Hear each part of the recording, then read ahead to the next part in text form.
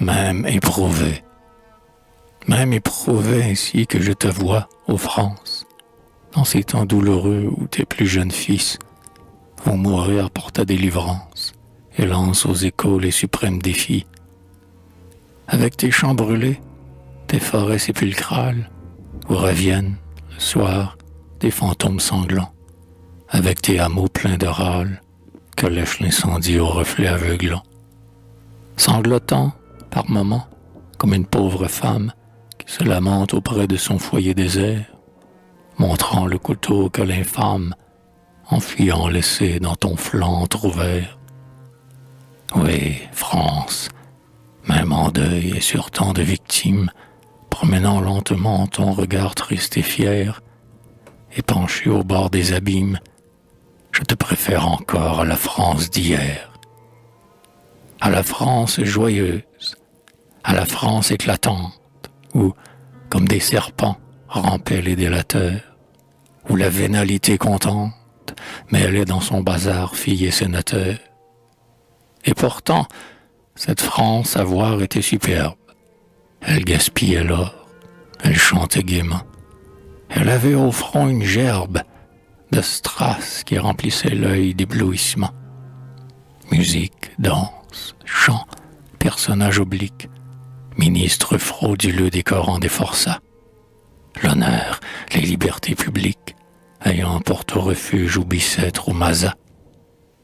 La presse basse et vile ou sinon muselée, ayant pour nom Tarbé, Wolfe, Aurélien Scholl, ainsi qu'une grue affolée, riant de voir tomber les vaincus sur le sol. Phares, paillettes, clinquants, velours, robes de soie, orgie, oubli de tout, ni pudeur, ni remords. Ouais, mais sous toute cette joie, on sentait vaguement comme une odeur de mort. C'est que tout était mort en effet, ou sénile, et rien ne réveillait ces obstinés dormants. Même quand du fond de son île, Victor Hugo faisait tonner les châtiments.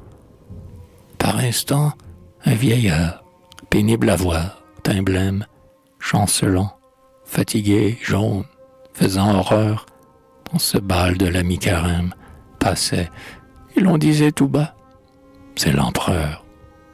Sa femme et son enfant suivaient, comme des ombres, ce spectre dégradé qu'un archange poursuit, et les champs devenaient plus sombres, et l'on sentait passer le vent froid de la nuit. Oh France, ta douleur vaut mieux que cette joie. Tu saignes, mais tu vis, mais tu dresses le front sous l'orage qui le foudroie, mais à tes ennemis tu rejettes l'affront. Mais tu comprends les mots d'honneur et de patrie, ton courage s'accroît de tous les maux soufferts, d'autant plus forte que meurtrie. Tu fais une arme avec les débris de tes fers. L'épreuve sera courte. Un nouveau sang afflue dans tes veines, ô France, un sang pur et vermeil. Tes fils ont l'âme résolue et sauront triompher demain au grand soleil.